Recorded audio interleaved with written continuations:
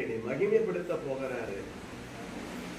அதுக்குத்தான் இவ்வளவு அடி ஓத இவ்வளவு பிரச்சனையா பவுல் அப்படின்னு பவுல்கிட்ட கேட்டோம்னா, ஆமா அதுக்குத்தான் இவ்வளவு ஆண்டவருக்காக இவ்வளவு அடிபடுறேன், இவ்வளவு பிரயாசப்படுறேன், இவ்வளவு கஷ்டப்படுறேன், ஓடி ஓடி சுவிசேஷம் சொல்றேன், கப்பல்ல போறேன், அங்க போறேன், சாப்பிடாம கிடக்க ரொம்ப கஷ்டப்படுறேன், ஆனா இயேசு விட மாட்டேன், இவ்வளவு பாடுபடுறீங்களே, இந்த பாடலாம் ஒண்ணு இல்ல.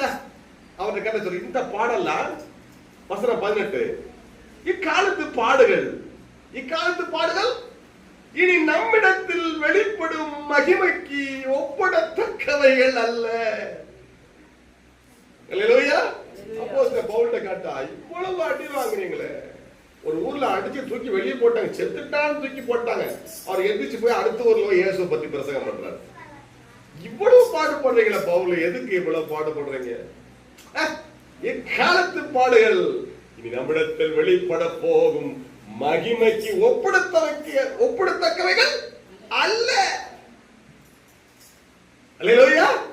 அப்ப அவர் நோக்கம் எல்லாம் எண்ணம் எல்லாம் எது மேல இருக்கிறது? சிந்தை எல்லாம் நான் பரலோகத்திலே அவரோடு மகிமைப்பட போகிறேன். அல்லேலூயா. ஆமென். பரிசுத்த ஆவி நமக்கு எதுக்கு ஆண்டவர் கொடுத்திருக்கிறாரு? இயேசு கிறிஸ்து வரும்போது பிதாவாகிய தேவன் எப்படி ஆண்டவராய் இயேசு கிறிஸ்து உயிரோடு எழுப்பினாரோ அப்படியே நம்மையும் உயிரோடு எழுப்பத்தான்.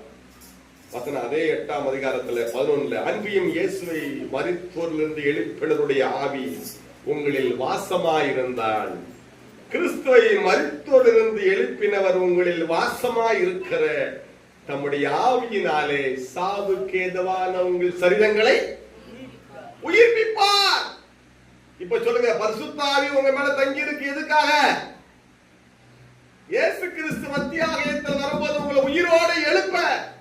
இங்க செத்தாலும் கல்லறையில் இருந்தாலும் இயேசு கிறிஸ்து மத்தியாகத்தில் வரும்போது உங்களை உயிரோடு எழுப்பணும்னா உங்களுக்குள்ள என்ன இருக்கணும்? சிம் கார்டு இருக்கணும். என்ன இருக்கணும்? பரிசுத்த ஆவி உங்களுக்குள்ள இருக்கணும். புரியுதா உங்களுக்கு? அன்பின் இயேசுவை மரித்தோரிலிருந்து எழுப்பினருடைய ஆவி, அந்த பரிசுத்த ஆவி உங்களில் வாசமாய் இருந்தால், அல்லேலூயா, கிறிஸ்துவை மரித்தோரிலிருந்து எழுப்பினவர் உங்களில் வாசமாய் இருக்கிற தம்முடைய ஆவியினாலே சாவுக்கு ஏதுவான உங்கள் சரீரங்களை உயிர்ப்பிப்பார். அதுக்குத்தான் உங்களுக்குள்ள பரிசுத்த ஆவி